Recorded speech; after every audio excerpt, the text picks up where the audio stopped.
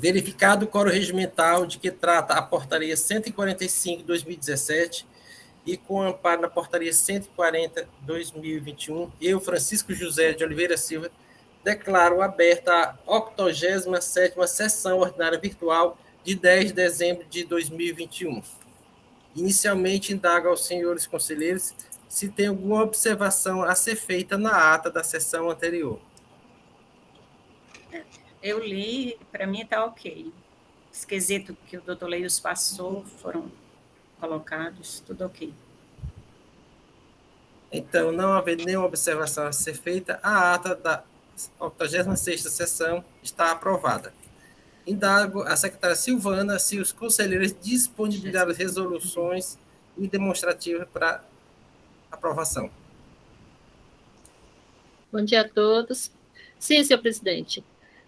A conselheira Eliane Resplande enviou 2 resoluções referentes aos processos 1675/2018, ao Science, Engenharia e Representações, e 1354/2017, TAM Linhas Aéreas, e também um pedido de diligência, processo 1709/2018, GM5, Indústria e Comércio.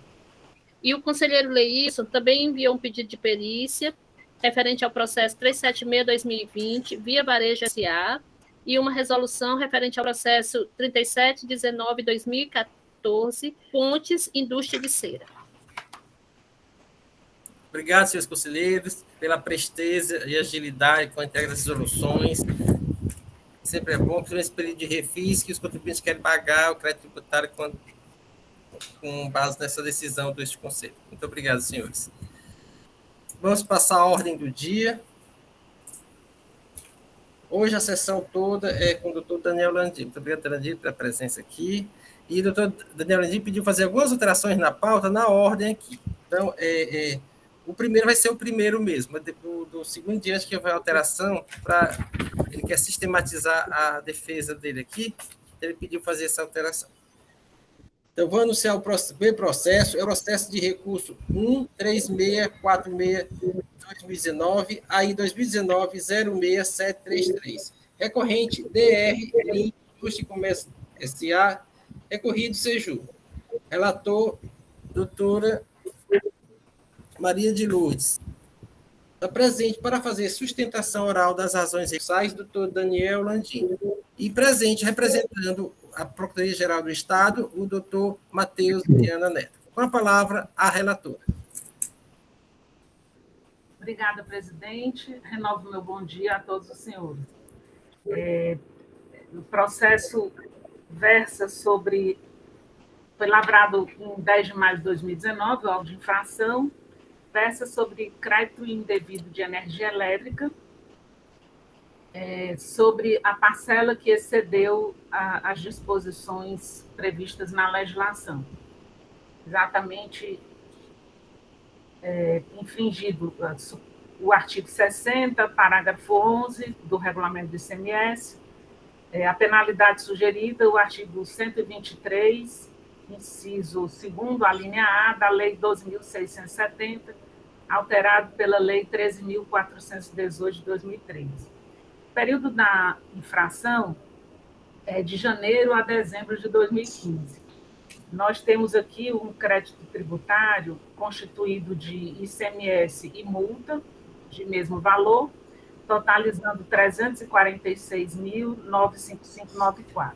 Nas informações complementares, o auditor fiscal esclarece que se utilizou de dados extraídos dos sistemas de informações da Cefaz, fornecidos pelo contribuinte, que o contribuinte está cadastrado no regime de recolhimento normal, sob o CNAE 14.11.801, que é confecção de roupas íntimas.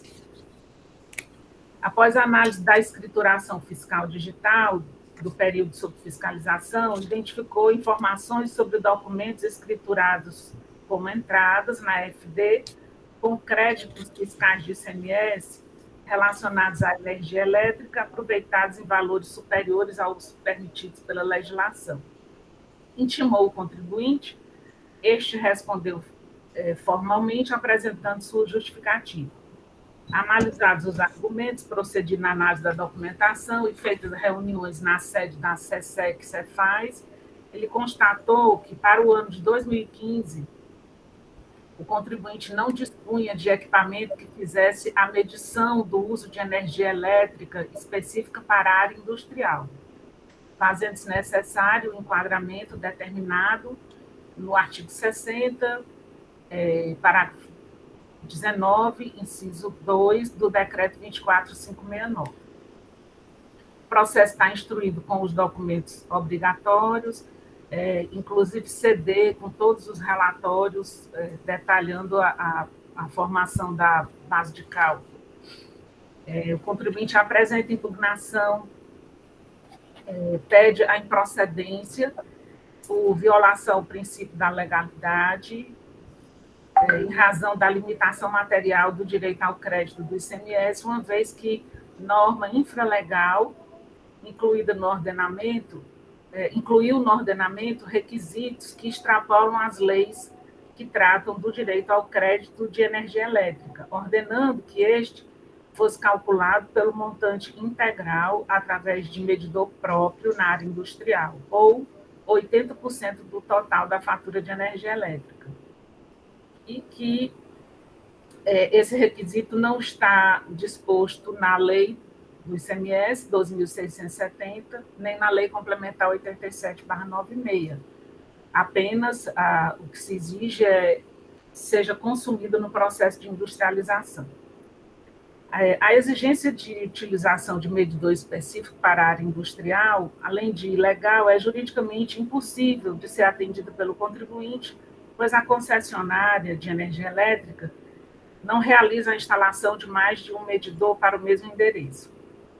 Enfatiza que, à época dos fatos, inexistia norma que obrigasse a concessionária a fazer, bem como que a própria Enel, em setembro de 2017, emitiu norma técnica NTC 002, esclarecendo a mencionada impossibilidade. E que dispõe de laudo técnico desde dezembro de 2015, laudo esse que está anexado à defesa, elaborado por engenheiro eletricista, que comprova que a média mensal do consumo de energia elétrica da área administrativa no ano de 2015, relativamente à área administrativa, é de 8,83%, portanto, a área industrial, 91,7%. Vinda por pedir a improcedência do auto, caso esta não seja acolhida, que seja acatada a proporção da área administrativa trazida no laudo técnico junto aos autos, decidindo, portanto, por sua parcial procedência, ou ainda, caso o julgador entenda pela necessidade de perícia, e para isso apresenta quesito e indica nome de assistentes para a perícia. No julgamento de primeira instância, julgamento 90 de 2021, que repousa as folhas 38 a 40, o julgador decide pela procedência da autuação em todos os seus termos. Afirma que o legislador não inovou ou extrapolou, enquanto legislador regulamentar, ao estabelecer limites e condições para esse aproveitamento de crédito relativo a operações com energia utilizada no processo de industrialização. Afirma que, pelo contrário, até facilitou a aplicação da norma pelo contribuinte e fundamenta na legislação. Afirma também que o ônus da prova para a apresentação de equipamento que fizesse medição própria e específica para a área industrial, à época da constatação da infração, correspondia ao contribuinte infrator, o que não ocorreu. E ainda que o parecer 414 de 2010 da ANEEL, em seu artigo 3º, parágrafo único, abriu a possibilidade do consumidor possuir uma ou mais unidades consumidoras no mesmo local. Nesse sentido, foi emitido o parecer Cefaz-Secom, de número 236 de 2018, que indeferiu o pedido de homologação de equipamento de medição, dada a impossibilidade de comprovação da utilização total da energia na área industrial. Classificação da unidade consumidora deve ser feita pela distribuidora, de acordo com a atividade nela exercida pelo consumidor, bem como a finalidade de utilização dessa energia elétrica. Apesar da apresentação do laudo técnico pela empresa, informando a proporção da média de energia elétrica utilizada nas áreas administrativa e industrial, a norma é bem clara quanto à existência do equipamento medidor, o que não foi comprovado por ocasião da identificação da infração, e corroborado pela própria defesa, ao citar o artigo 49, parágrafo 2º, inciso 1º, a linha B da Lei 12.670. Intimado do julgamento de primeira instância, o contribuinte interpõe o seu recurso ordinário de forma tempestiva, reitera os argumentos trazidos em sua defesa, ressaltando agora com maior suporte na doutrina e jurisprudência administrativa e judicial, no que tange à impossibilidade de um decreto extrapolar os limites da lei. Destaca ainda que o julgador singular nem mesmo tentou oficiar a Enel para que ela esclarecesse se de fato permite a instalação de 2 medidores em uma única unidade consumidora. Finaliza por pedir a reforma do julgamento proferido em primeira instância, a fim de ser declarada a improcedência da acusação fiscal. Alternativamente, na verdade, ele repete o pedido anterior, né, feito na impugnação. Na hipótese de não acolhimento do pedido de improcedência, que seja aplicada a proporção da área administrativa trazida no laudo técnico juntado aos autos. Ou ainda, se o julgador considerar necessário, a atuação da perícia, e novamente apresenta quesitos e o nome de seus assistentes periciais, além de formular pedido de sustentação oral de suas razões recursais. A Célula de Assessoria Processual Tributária emitiu o parecer número 210 de 2021, onde, de forma fundamentada, opina pelo conhecimento do recurso ordinário para negar-lhe provimento, a fim de que seja mantida a decisão singular de procedência do auto de infração. É o relatório, presidente. Obrigado, doutora Lúcia. Doutora Lúcia, a senhora recebeu os memoriais encaminhados, ou você quer falar alguma coisa dele? Recebi, mas as informações, eu acho que o que tem aqui já contempla o que foi ressaltado nos memoriais. Obrigado, doutora Lúcia. Dando seguimento ao processo, a palavra do doutor Matheus Viana Neto. Muito bem, nosso presidente, doutor Franzé, inteligente, vai ser o próximo presidente do CONAD, né? Passar essa gestão. Está se preparando para isso. Muito bem, doutor Franzé. Bem, senhores conselheiros, doutora Silvana, muito bom dia.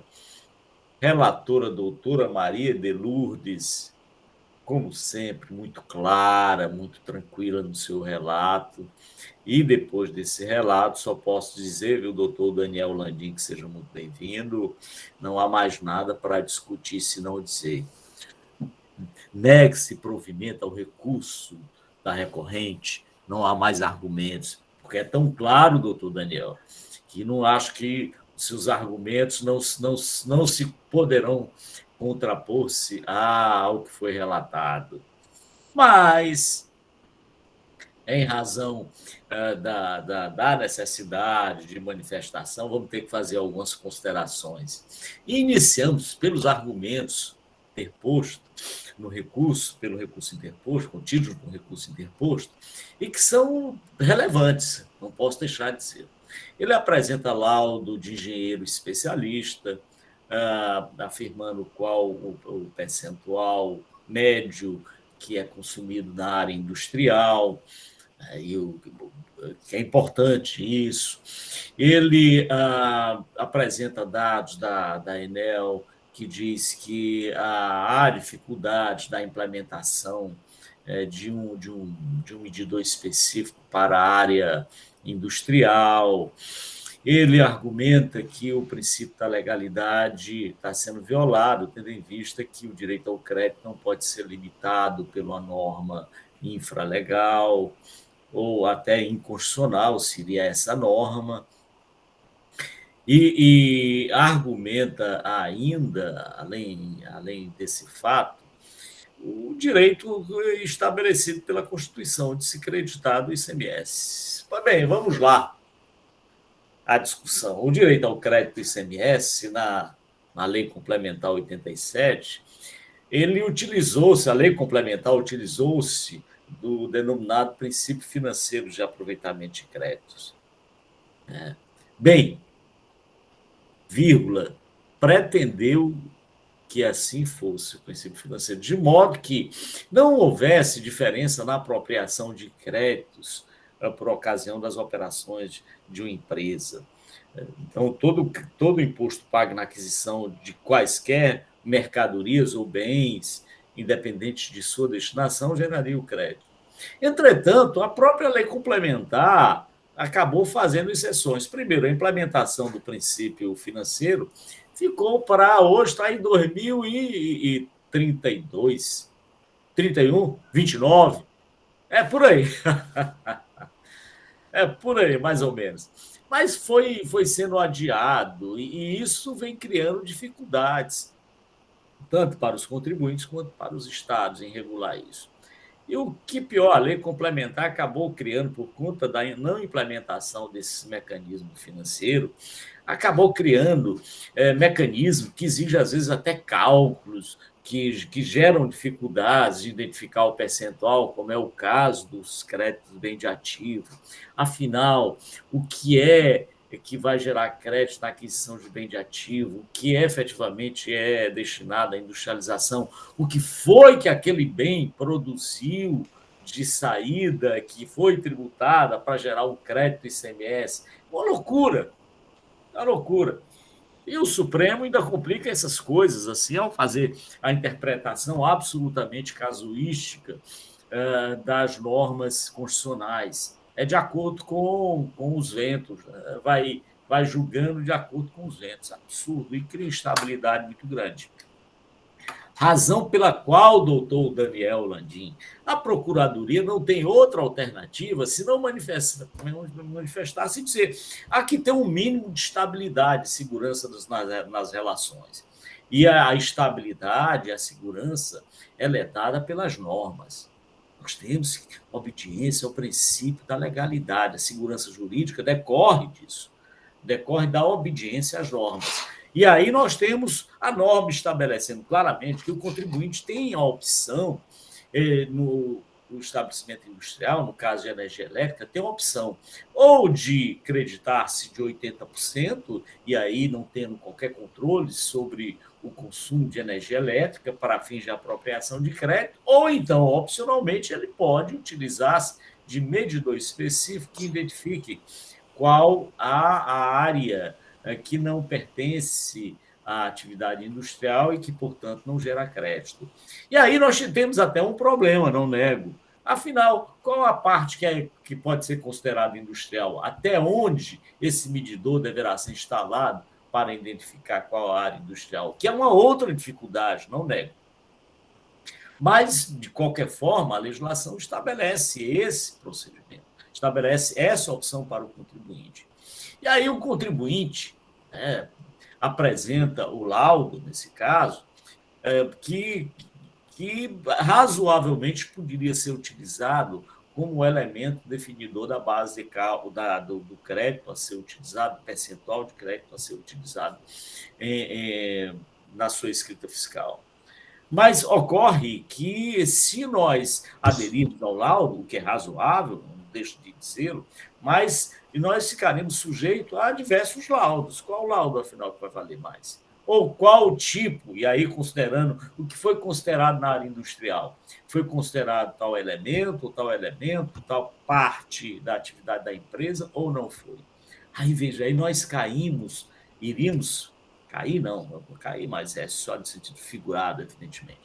Mas nós iríamos, então, para uma posição em que o que vai definir o crédito é a inclusão ou não de elementos considerados parte industrial, de unidade da empresa. Então, não, essa salinha aqui, ela não é industrial, não faz parte, então não será incluído no cálculo da média mas aquela outra sala ali que tem um consumo alto, aqui é só a título de argumentação, evidentemente, doutor Daniel Lani, é só retórica, não estou dizendo que no laudo aconteceu isso, mas só estou dizendo a possibilidade que a não obediência às normas acaba permitindo. Então, no momento de identificar a área industrial, eu vou colocar unidades ou salas em que o consumo de energia é muito grande, é maior, e aquelas que não têm um consumo muito grande, eu vou colocar o menor. Não estou cogitando, repito, que no laudo pericial isso tenha acontecido. Estou dizendo a questão da insegurança que isso poderá causar, que isso causa.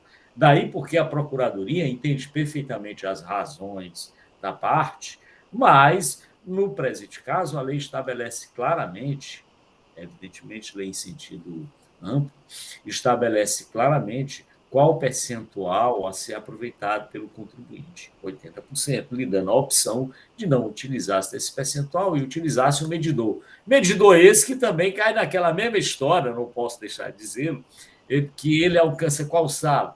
Nesse medidor, está alcançando aquela sala que tem o maior consumo? Foi feita essa escolha ou não foi feita?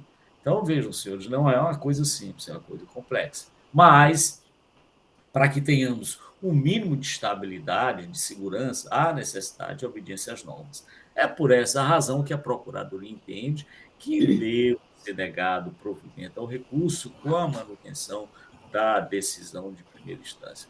É isso, senhor presidente. Obrigado, doutor Matheus. De continuidade com a palavra do doutor Daniel Landim. Presidente, senhores conselheiros, senhora Silvana, eu vou tentar dividir essa sustentação oral, tentando mostrar a interpretação da lei conforme o auditor fiscal, o jogador de primeira instância e o que o doutor Matheus falou agora, né, que, ao nosso ver, seria uma interpretação da lei que ela, se você interpretar nesse sentido, ela acaba sendo impossível de ser atendida, né? E a interpretação que o próprio CONAT, inclusive, doutor Matheus, a primeira Câmara, eu trago até nos memoriais, tem um julgamento recente do caso idêntico ao nosso, se eu puder pegar, onde foi, por unanimidade, aceito o laudo pericial, ou laudo técnico do engenheiro. E da segunda Câmara também tem um posicionamento nesse sentido. Então, o que é que a gente vai tentar dividir? Essa interpretação desse artigo, do artigo 60, parágrafo 19, incisos 1 e 2, né, conforme o auditor fiscal e conforme o julgador de primeira instância, e a interpretação que, ao nosso ver, é a interpretação mais justa e mais correta, que foi dada pela primeira Câmara, e também tem um julgamento da segunda Câmara, que fala exatamente isso, que, já que ele não traz nenhum laudo pericial, esse processo era também de crédito indevido da energia elétrica, exatamente igual a esse nosso, a segunda Câmara entendeu que, se ele tivesse trazido pelo menos um laudo pericial de algum engenheiro técnico, a gente poderia acolher, né? Então, tem também nos memoriais esses dois posicionamentos. Então, eu vou dividir essa apresentação para contestar a interpretação dada pelo auditor fiscal e depois vou mostrar a interpretação dada pela primeira Câmara e pela segunda Câmara, que é igual ao posicionamento também da defesa, né? Então, vamos lá.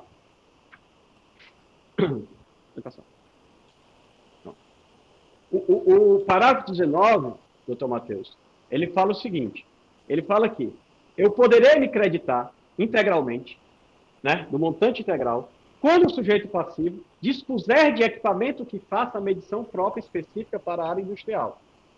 Aí vamos logo abrir um parênteses.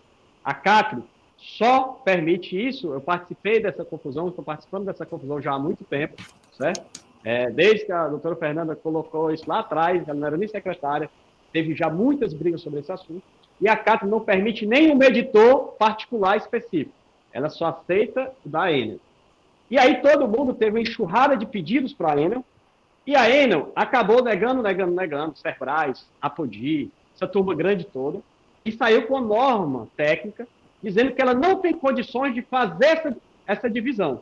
Ela entrega lá na portaria, e da portaria se distribui. ela não tem condições de fazer essa para cada setor da indústria. Você quer indústria, vai botar um lá. Você quer outro galpão, aqui outro. Ela não faz esse tipo de entrega individualizada para os setores. O que ela faz? É entrega lá no meu portão, lá naquela caixinha, igual uma casa.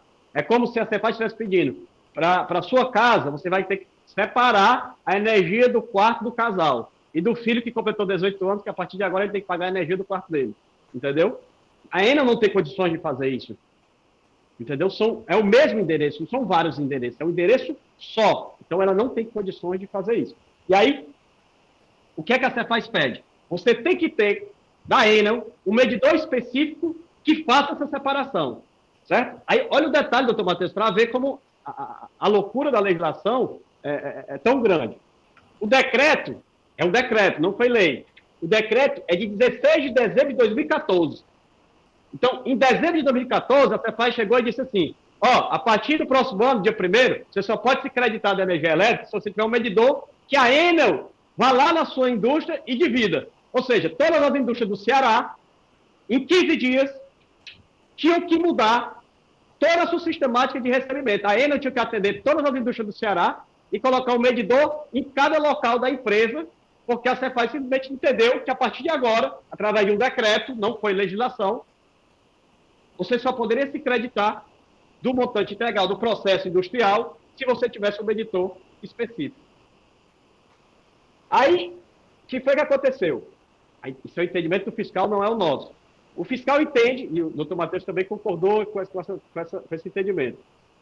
Se eu não tivesse medidor, que é impossível de eu ter, no dia 1º de janeiro de 2015, é impossível, eu levo uma pena, vamos dizer assim, uma pena de 20% do direito do meu crédito.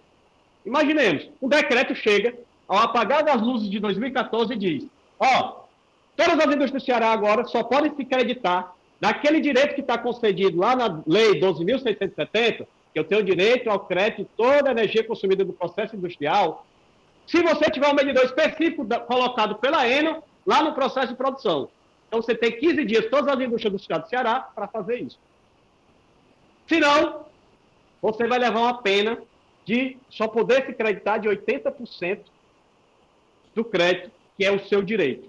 Ou seja, aqui quando você pensa dessa forma, há uma majoração de tributo ou mesmo o estabelecimento de uma pena. Se eu não tiver um medidor, que é impossível de ter, eu só posso me creditar de 80%? E olha que detalhe. O poder regulamentar, eu concordo, doutor Matheus, ele pode atuar nas obrigações acessórias muito bem, como ele poderia ter exigido esse medidor específico. Poderia ter exigido um medidor específico.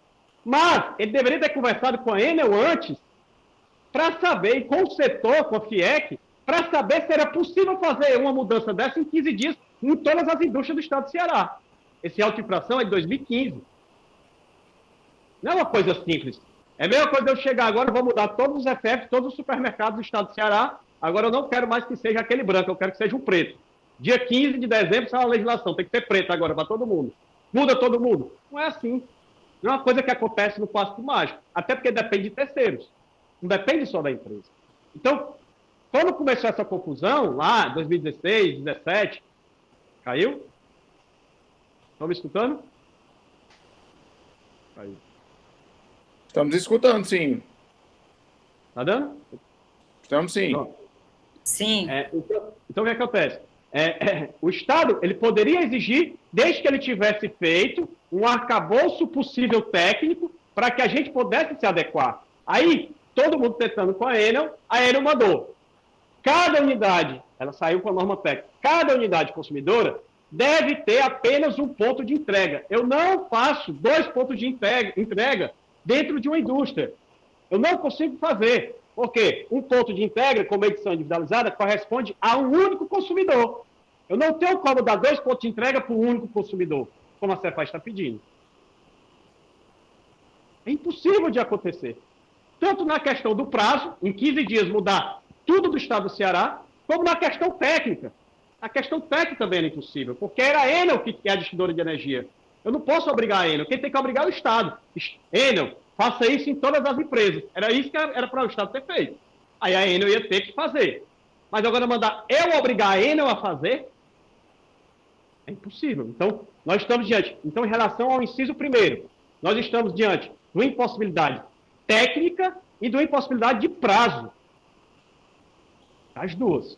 Essa, para atender isso, eu tenho impossibilidade técnica e impossibilidade de prazo. Vou passar. Aí vamos para a questão do inciso segundo, que é o que eu questiono, doutor Matheus, aí no processo, dizendo que este inciso segundo, se for utilizado essa interpretação do fiscal e a interpretação que o senhor deu, que se eu não tiver aquele medidor específico impossível, eu vou ter uma limitação ao meu crédito, ou eu vou ter que, vamos dizer assim, pagar um percentual de 20% daquele crédito para o Estado, mesmo eu consumindo mais, né? Ou seja, ou é 100 ou é 80, como é a interpretação do fiscal, não tem como variar aqui dentro, ou você está aqui ou você está aqui. Isso aqui não tem como a gente afastar de ser uma penalidade ou uma própria majoração de tributo. Como é que um decreto que não tem nada na lei 12.670 tratando desses 80%, como é que um decreto pode majorar a minha tributação do mês simplesmente porque eu não tenho um medidor? Se a própria lei diz que todo crédito utilizado no processo industrial poderá ser utilizado. Então, essa interpretação que foi dada ao inciso segundo, eu não estou dizendo que ele é ilegal, estou dizendo que a interpretação que foi dada a ele, certo? Essa interpretação do fiscal, do julgador de primeira instância, do doutor Wellington lá como assessor, a interpretação dada a ele torna-o ilegal. Torna-o ilegal. Se você considerar que, se você não tiver um medidor, você tem que cair nos 80%, ele é ilegal. Porque na lei não fala nada sobre isso. Na lei diz o inverso. Diz que toda a energia do processo produtivo você pode utilizar. Como é que era feito antes?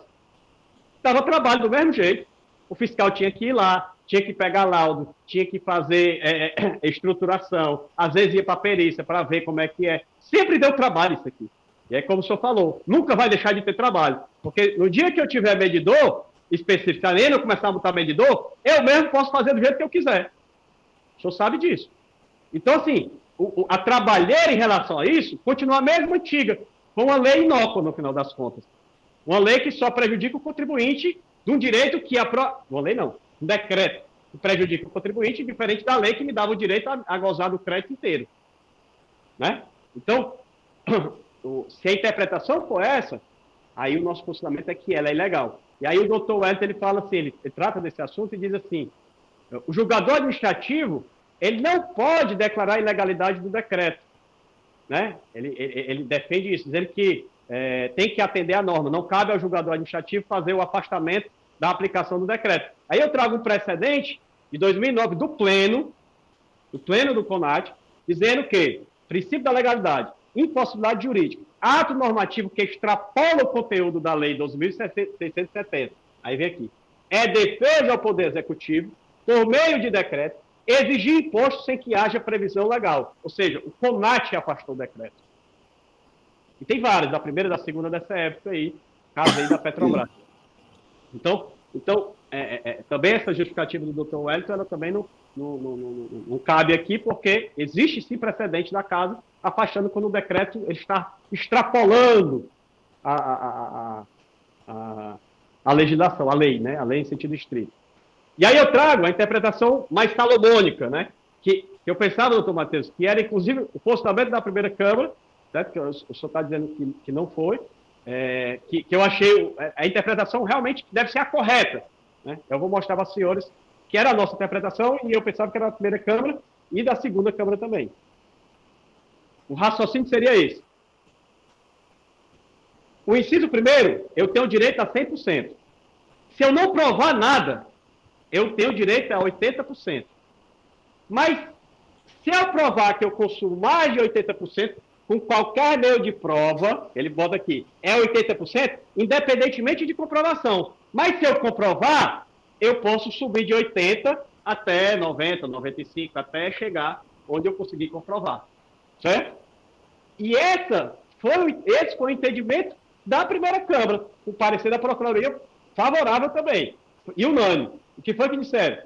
Que se a empresa não possui medidor específico para o setor administrativo, exigência fundamentada no artigo 60, parágrafo 19 do decreto 29.569, que é exatamente o parágrafo 9, foi modificado em 2014, né? O contribuinte apresenta laudo técnico demonstrando o efetivo consumo de energia no setor administrativo. É o nosso caso, é igual.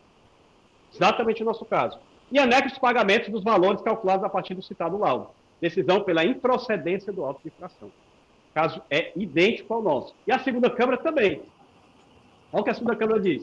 Analisando também o inciso 2º, certo? A segunda Câmara está analisando aqui o inciso 2º, artigo 70, parágrafo 19, inciso 2º do regulamento do CMS. O que é que ela diz? Ela não, aqui foi procedente, certo? O negócio dos 80%, mas olha a fundamentação. O contribuinte poderia ter lançado mão de outros meios de prova, como laudos técnicos que comprovem o consumo, ou outro meio de prova que seja bastante para fazer frente à exigência legal. Ou seja, entendeu exatamente nessa interpretação que eu falei. Ou seja, 80% é o mínimo. Se eu conseguir provar que eu consumo 85, 86, 87, 88, 89, eu poderei me creditar desse valor. 80 é o piso. 100 é se eu tiver o medidor específico. Mas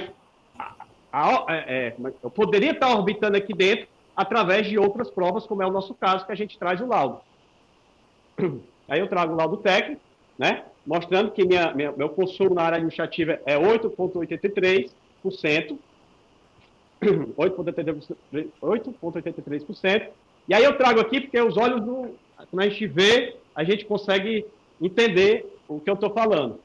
Isso aqui, senhores, é o setor administrativo da empresa. Só isso aqui, ó. Isso aqui tudinho é o parque industrial. O senhor acha que isso aqui corresponde a 20%? Claro que não, né? Olha o tamanho do parque industrial. É isso aqui tudinho. Setor administrativo, isso aqui. Aqui é máquina, aqui é ar-condicionado e computador. Aqui é máquina.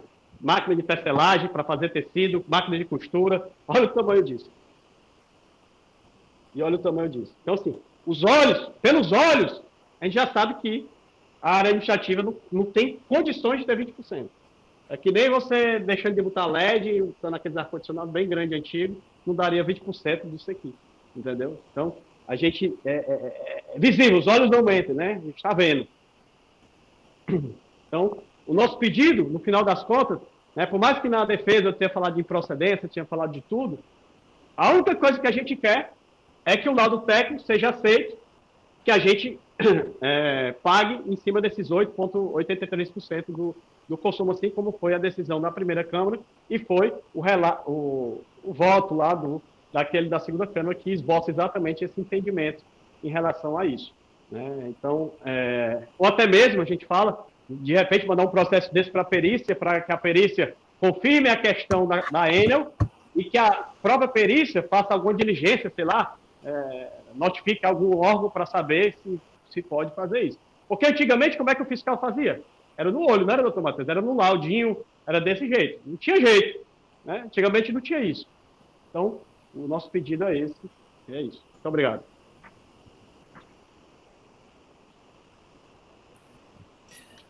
Obrigado, doutor Daniel Landim. Senhores, o processo está em debate.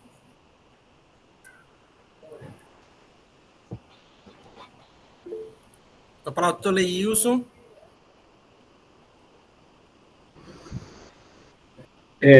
Esse é um tema muito bom de se debater. Eu vi as manifestações do doutor Matheus, vi as manifestações do doutor Daniel Landim. Aliás, o doutor Daniel Landim, ele sempre nos surpreende, né? Com argumentações trazidas. Eu digo sempre que, desses 6 anos aqui que eu estou nesse CONAT, eu acho que a argosidade, em termos de argosidade, sem dúvida nenhuma, eu acho que ele está entre os 5 maiores advogados que militam aqui pela proficiência das suas argumentações. Mas eu vou dizer para os senhores como é que eu penso, como é que eu venho decidindo nessa Câmara, conhecimento de todos, a realidade dessa situação. Eu creio que a legislação, ela pecou, no sentido de trazer essa limitação dos 80% lá desde 2015, no decreto lá que 30 e alguma coisa, né, que mudou, e agora também, nesse último decreto, que vai ser o regulamento do ICMS, o 33327, que foi de 2019, ela traz a mesma regra, tá? Então, para a Secretaria da Fazenda, me parece que está muito definido que há, sim, a necessidade de se fazer essa separação entre o que é administrativo e o que é industrial para efeito de créditos de energia elétrica. Porque você tem esse decreto, que é de muito antigo, 2015, que foi citado no parecer do doutor Weto, e você tem um decreto bem recente, que é a parte geral agora do regulamento do ICMS, né, que é o 33327/2019, e ele mantém essa mesma regra. Então, por que ele mantém essa mesma regra? Eu creio que muito se deve também ao posicionamento do Supremo Tribunal Federal. Se nós pesquisarmos, e eu trago um assunto que foi motivo de polêmica bem recente, e foi decidido isso no âmbito do Supremo Tribunal Federal, que era a questão das prorrogações que nós temos desde 96, na utilização dos créditos de bens de uso e consumo, e também dos serviços telefônicos, e também na energia elétrica, e outras atividades. E essa matéria foi enfrentada pelo Supremo Tribunal Federal lá no RE 601-967, se eu não me engano, é do Rio Grande do Sul. E que é o tema de repercussão geral, salvei aqui nos meus arquivos, esse tema de repercussão geral 346. E o que é que diz esse tema? O relator ministro Alexandre de Moraes. E o que é que diz esse tema? Que é uma questão de fundo, embora que a situação fática não seja a mesma aqui dos autos, mas é a questão de fundo que importa. É que, ao se fazer essa prorrogação, e foi até uma surpresa para mim essa edição do STF, porque ao se fazer essa prorrogação, nós estamos falando de uma Lei Candir 87/96. Eu me lembro do livro que o doutor Matheus escreveu, que eu adquiri na época, quando ele tratou dessa matéria, e isso foi... Senhores, de lá para cá, isso sempre vem se prorrogando. E agora está 2031 a 2033. E aí, os contribuintes entraram com ações, óbvio, na Justiça, né, e isso foi parar no Supremo Tribunal Federal, né, com tema de repercussão geral no RS 601/967, dizendo justamente isso, um dos argumentos trazidos pelo doutor Daniel Landim, que houve uma limitação por parte da legislação infraconstitucional do direito de crédito do contribuinte estabelecido na Constituição. É a mesma situação aqui. O direito de crédito está estabelecido na Constituição pelo princípio da não cumulatividade.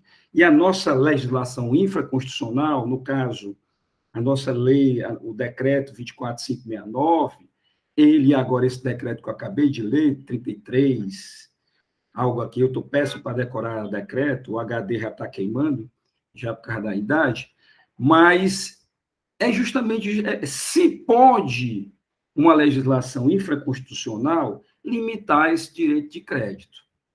E nos parece que sim, pode.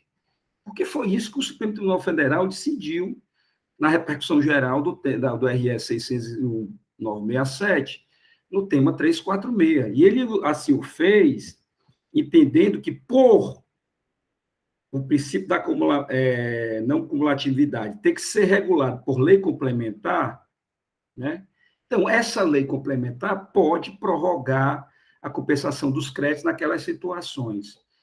Ou seja, o que está dizendo aqui, as legislações infraconstitucionais podem, sim,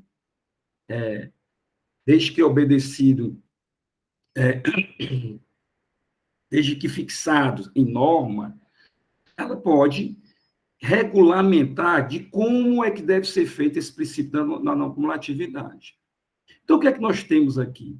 Nós temos que a Secretaria da Fazenda, desde 2014 ou 2015, que é o decreto citado pelo doutor Wellington, nós temos conhecimento aqui, né, da limitação dos 80%, ele vem mantendo esta regra.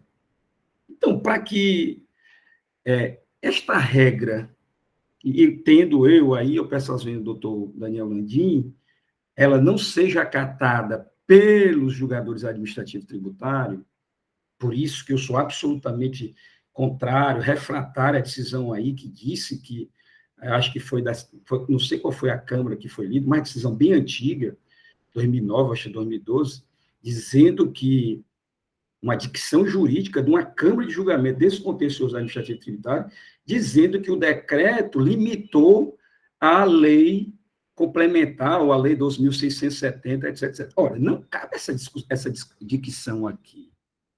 Não cabe essa discussão aqui. O que a Câmara fez foi dizer o seguinte, olha, esse dispositivo é inconstitucional, porque violou o princípio da legalidade, da estrita legalidade que está lá fixado na lei, que não pode ter limitação do creditamento do ICMS. Em suma, o que ele disse foi isso, é que esse dispositivo dos 80% é inconstitucional. Nos parece também que, na questão de fundo, embora que não tenha dito com essas palavras, é o que está propondo a defesa, no sentido de que deve se afastar a regra dos 80%, em razão de que ele é um limitador ilegal do que está prescrito na Lei 2.670, no que diz respeito ao direito de crédito do contribuinte. E isso, no meu entendimento, não pode.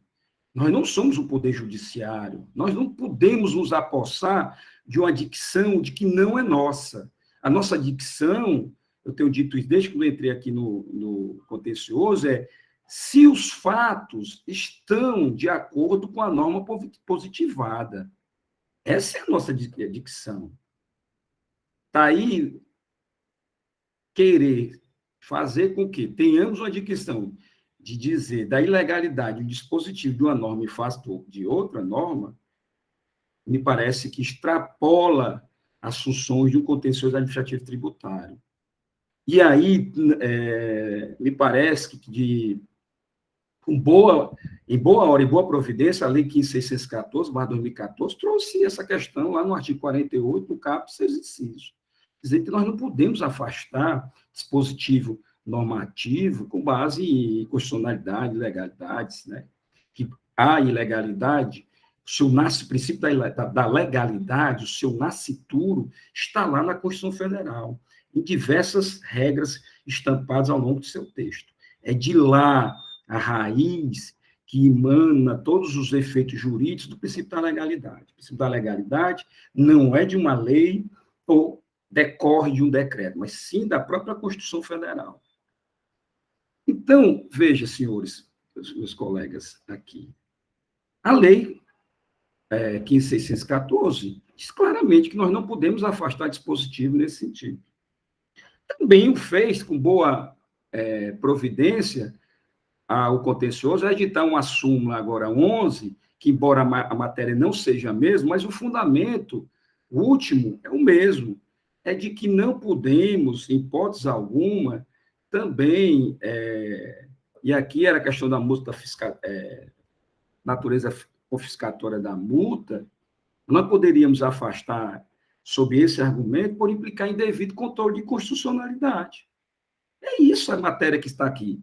Eu creio que essa discussão ela deve ser levada, sim, para o Poder Judiciário, embora que eu tenha dito que tem aí um precedente na repercussão geral do tema 346 do STF, que me parece que dá bons argumentos para as procuradorias estaduais defender o direito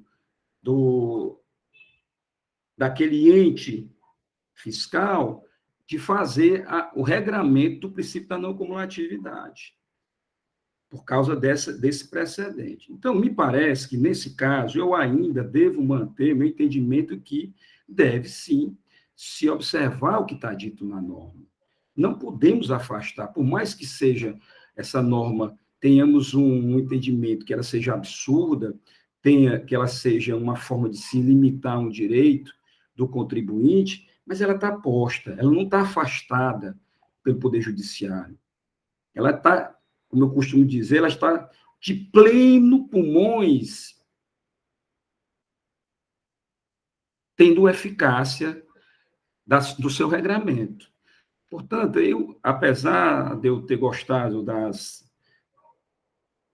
contraditas trazidas pelo doutor Daniel Landim, né, isso seria muito, talvez eu teria um outro olhar se tivesse lá no Poder Judiciário, mas eu ainda, peço vênias ao doutor Daniel, mas eu ainda entendo que nós não podemos afastar essa regra. Também não podemos concordar com a tese de que isso seja impossível de forma técnica, prática, para que a ANO não possa colocar medidores diferenciados, porque nós tivemos casos aqui de medidores diferenciados, medidores para a indústria e medidores para a área administrativa, né?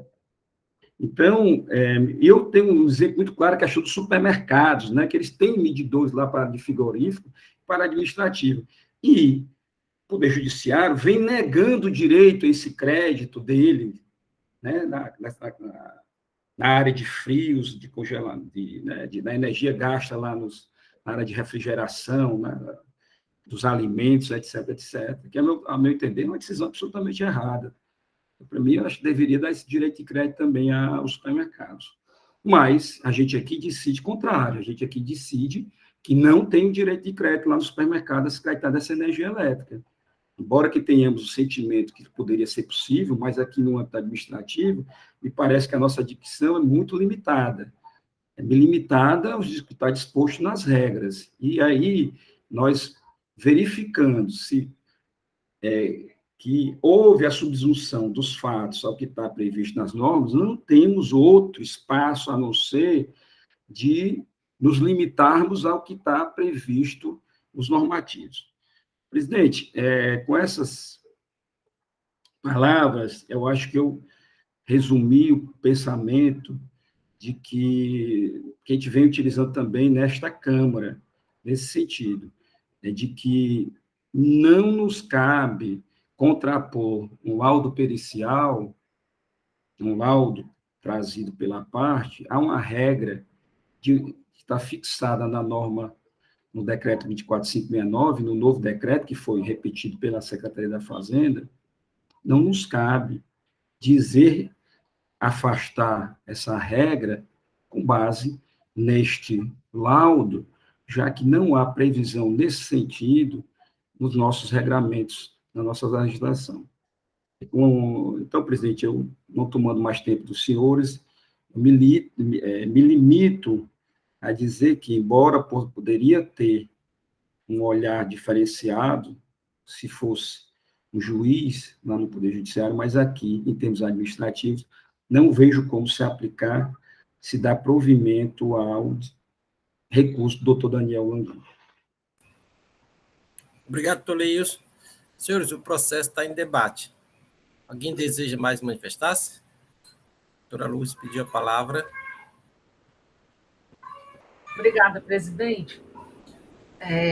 Falar depois do doutor Matheus, do doutor Leilson e do doutor Daniel não é uma tarefa fácil, né? Mas eu vou tentar resumir o sentimento que me parece que foi bastante verbalizado pelo doutor Leilson.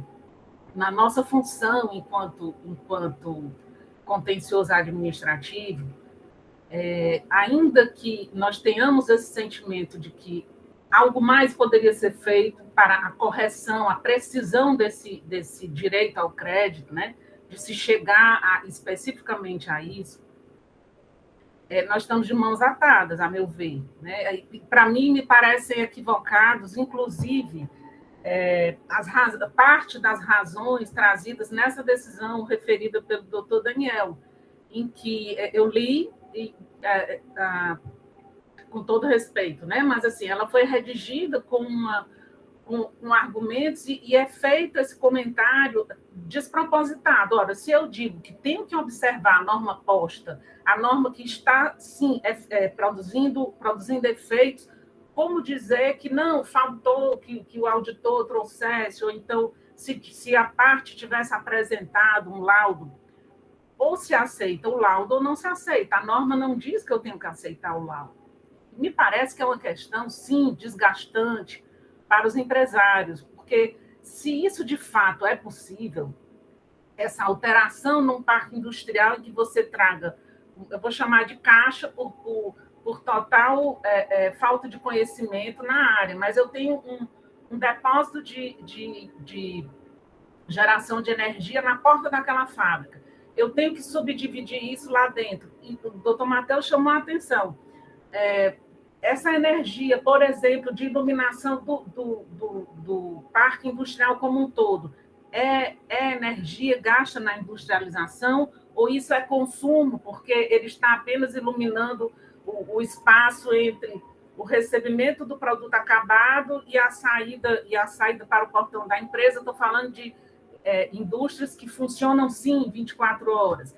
Então, esses critérios do que pode ser aceito, me parece que tem que ser, sim, discutidos, né, inclusive pelas entidades representativas, junto à administração da secretaria. Se nós precisamos alterar a norma, ok? Isso precisa ser feito. Esses critérios poderiam se dar, a meu ver, com a aceitação de um laudo em que você estivesse atuando para a obtenção daquele laudo com os dois lados participando. Por exemplo, se eu fosse engenheiro elétrico, eu poderia identificar um percentual X e um outro engenheiro elétrico encontrar um diferente. Então, que existisse na norma uma exigência de um laudo para que isso fosse a correção daquilo que, de fato, é energia utilizada no processo industrial, mas que nós tivéssemos a participação dos dois lados interessados. O Estado não tem interesse em cobrar nada de forma ilegal. O contribuinte quer pagar o tributo devido nos termos da legislação. Então, enfim, eu me sinto, sim, de mãos atadas, entendo que nós não estamos aqui para, como bem disse o doutor Leilson, quando eu trato de inobservância latente ao princípio da legalidade, eu estou falando de algo que tem o seu nascedouro constitucional. Eu não posso afastar a norma que está produzindo efeitos plenamente eficazes. O doutor Daniel chamou a atenção para algo, e o doutor Matheus sabe bem disso, que já tratamos dessa questão. Quem está sentado no birô, redigindo normas, tem que ter essa sensibilidade. Como disse o doutor Daniel, eu não posso alterar uma norma em 15 dias. Isso não é plausível, né? Não é plausível que grandes parques industriais se adequem num estalar de dedos. Tudo isso custa muito dinheiro. Custa muito mais dinheiro para um parque industrial. Digo aqui, se for possível, porque realmente eu não identifiquei essa restrição posteriormente. Se for possível fazer essa distinção desse equipamento, separando, cria um endereço diferente naquele local, isso atenderia para efeito de criação disso? Ok. Mas o que eu quero dizer é, de qualquer maneira, eu precisaria de um laudo e eu precisaria que ambos atuassem para se chegar a um consenso de que ali eu estou representando o crédito de direito daquele contribuinte. Eu não quero me estender muito, porque eu vou acabar talvez me perdendo, mas queria deixar claro aos senhores que eu vejo isso, incomoda, sim, incomoda, mas nesses casos em que nós temos algo que a gente sente que, de fato extrapola, né, as funções enquanto contencioso, isso tem que ser apreciado pelo judiciário. E, infelizmente, nós não estamos tendo interpretações pelo órgão máximo que nos deem muita segurança, inclusive para levar os clientes para essa discussão, com risco, não se sabe, aliás, toda ação você não tem uma garantia de resultado, mas quando você tem uma uniformidade ao longo do tempo de interpretação, de pensamento, isso dá maior segurança para o contribuinte litigar, né? E voltando ao ponto que eu acho que eu me perdi um pouco com relação a essa questão, acho que sim, a norma precisaria ser alterada, ok, mas então que isso seja discutido, no que se refere ao auto, seja discutido em juízo, e com relação ao dia a dia, quer dizer, aos últimos 5 anos, ao que se está pela frente, que se discuta com a administração da secretaria, de se buscar um caminho para que nós tenhamos, sim, justiça nessa questão. Eu vi que a doutora Nelly pediu a palavra, eu não gostaria de me estender muito, mas só ressaltando que eu fiz uma busca de decisões e, de fato, encontrei 2 decisões da primeira Câmara que eram pela improcedência em razão do laudo técnico. Inclusive, uma delas afirmava que a empresa, inclusive, fez o recolhimento da parte devida nos termos do laudo. Mas eu encontrei uma quantidade muito maior, inclusive, de decisões de 2021, da 4ª Câmara, da 2ª Câmara, enfim, sinalizando exatamente nesse sentido da nossa interpretação. Chamo aqui de nossa, enquanto fala já feita pelo doutor Leilson e a minha. Senhores, por hora, eu acho que seriam essas as observações que eu tinha a fazer. Agradeço a palavra, presidente. Obrigado, doutora Lúcia. Para a doutora Aneline. Renovando meu bom dia a todos. Na verdade, até a conselheira relatora tirou um pouco das minhas dúvidas, porque eu queria trazer 3 pontos. Vamos dizer assim, do histórico que eu tenho acompanhado dessa matéria, eu realmente não lembro de nós termos analisado uma autuação em que a empresa tenha esse medidor. Bom, são várias câmaras e eu não estou em todas as sessões, por obviedade, né?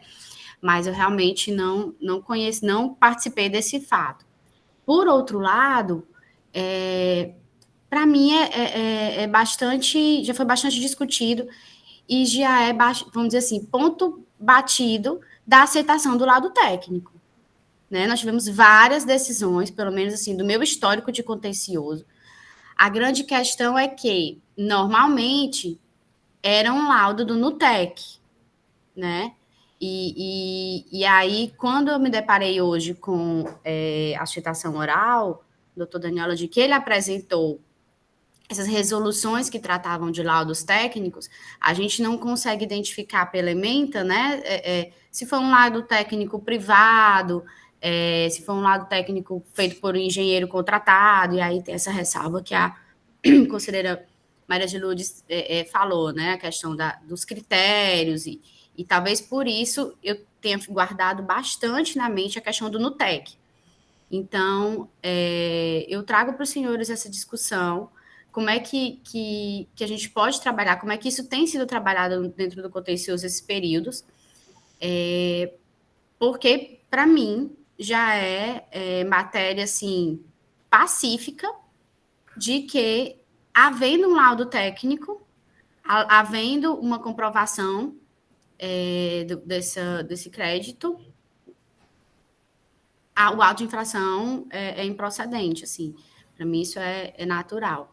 Levando em consideração também, e aí eu fiz questão de verificar, que é 8%, né? É um percentual que eu acho que é muito mais viável, vamos dizer assim, muito menos, entre aspas, prejudicial do que se fosse o 80-20, enfim.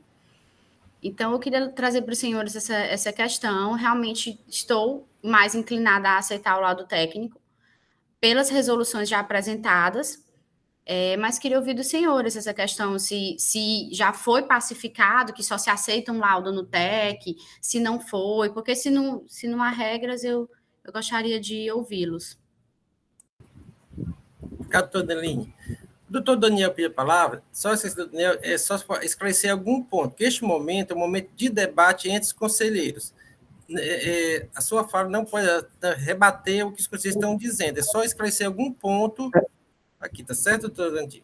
Era só isso mesmo, é só porque na minha apresentação, doutor Franzé, eu acabei levando todo mundo para essa discussão dessa questão da inconstitucionalidade, da legalidade, que eu estava querendo dizer que a interpretação do fiscal era errada, e que o CONAT, ele não entende que é ilegal aquela norma. O CONAT ele dá uma interpretação para aquele parágrafo 19, dizendo que o mínimo é 80 e se tiver um laudo, você pode se creditar mais.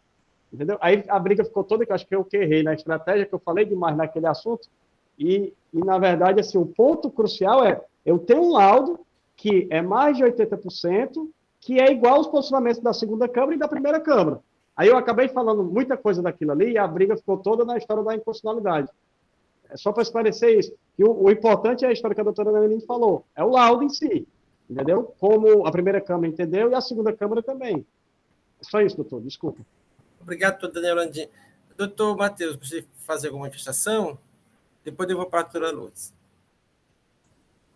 Não, senhor presidente, a questão está posta, muito clara. Tá certo. Doutora Jusileide. Enorme bom dia a todos. Muito bem manifestado o pensamento do doutor Leilson. Achei muito interessante. O doutor Daniel Landim fez uma defesa brilhante, excelente. Parabéns. A doutora Neline fez um questionamento muito, muito importante, que é a questão do laudo. Se é permitido, se foi feita uma solicitação, uma perícia técnica, e se foi permitido um laudo técnico, embora não sendo no TEC, né, mas que seja feito por engenheiros credenciados, autorizados e competentes para fazer esse trabalho, não há por que, senão, se postar perante o laudo técnico. Por outro lado, eu fico pensando, desde que o início da discussão, a questão do Parque Fabril, e ainda não querer colocar um medidor dentro da fábrica e um medidor na parte administrativa. Sugestões que aqui não vem ao caso, que na questão de sugerir, mas de se decidir, quando se faz um desmembramento dentro do parque, pode-se ter, eu acredito, um medidor, sim, para a parte fabril. Quando você faz um desmembramento dentro da própria fábrica, do local, né, para que seja feito um medidor. E aí, acredito que ainda não tem por que questionar e não querer colocar esse medidor à parte.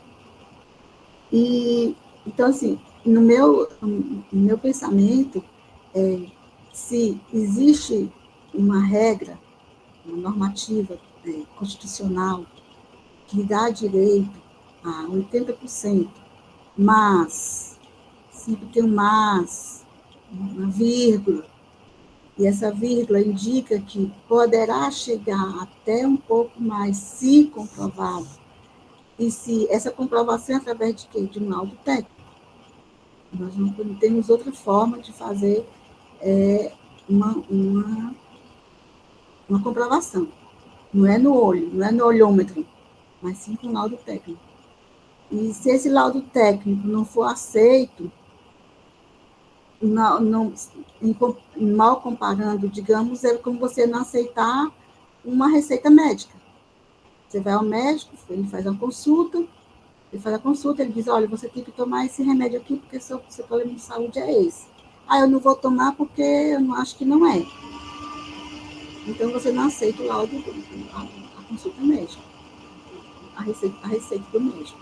Então, você também não vai aceitar o laudo pericial, que foi feito também por um especialista, um engenheiro, que estudou para esse fim, e que você contrata para fazer esse laudo, para atender às normas. Então, eu também me aposto, doutora Neline, em aceitar o laudo técnico. Então, esse é o meu questionamento. Muito obrigada, senhor presidente.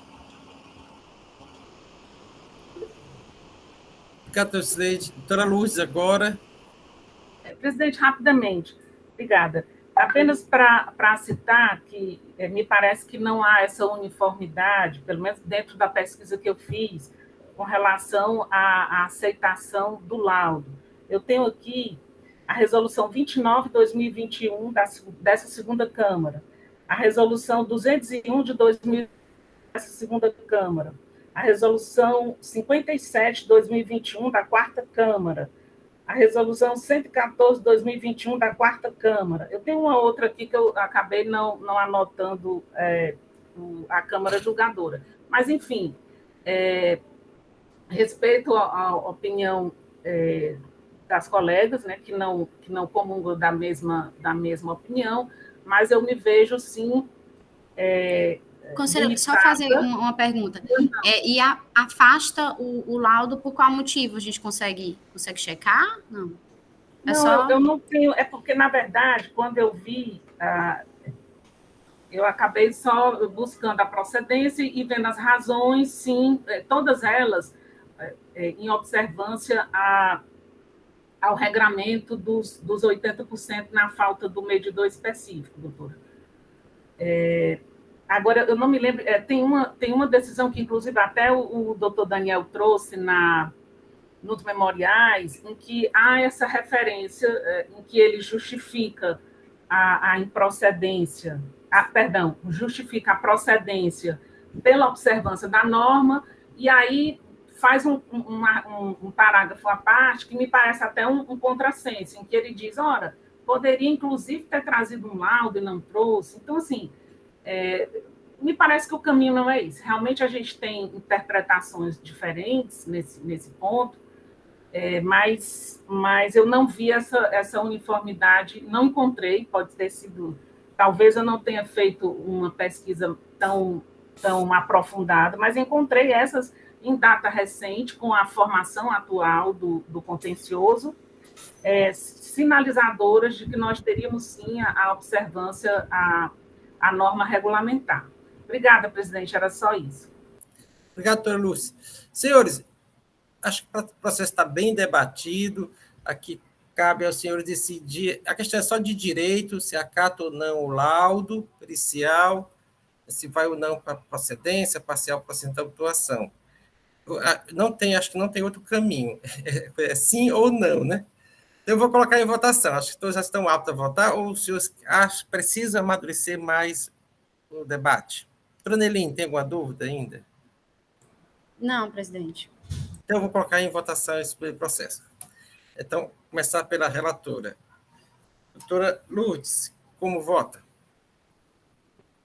Presidente, eu conheço do recurso, nego-lhe provimento para manter a decisão de procedência da primeira instância em conformidade com o parecer da Assessoria Processual Tributária e a manifestação da douta Procuradoria do Estado.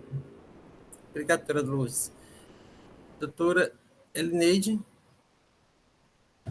Com a relatora, senhor presidente. Doutor Henrique? Presidente, acompanha a relatora. Doutor Leilson? Sigo a relatora, presidente. Doutora Neline? Presidente, com as máximas vênias à composição atual, mas como eu sou dos antigos, eu abro aqui a divergência e acolho o laudo técnico apresentado. Doutora Jusileide? Senhor presidente, eu também peço aqui as minhas considerações, mas eu acompanho o primeiro voto divergente. Concluída a votação e, por maioria de votos, a segunda Câmara resolve conhecer de recurso, negar provimento para confirmar a decisão condenatória de primeira instância, nos termos do parecer adotado pelo representador da PG. Esta decisão para o presente processo. Senhores, já são 10 horas quase, a gente vai 10 minutos de intervalo, depois retorna a nossa sessão, tá bem?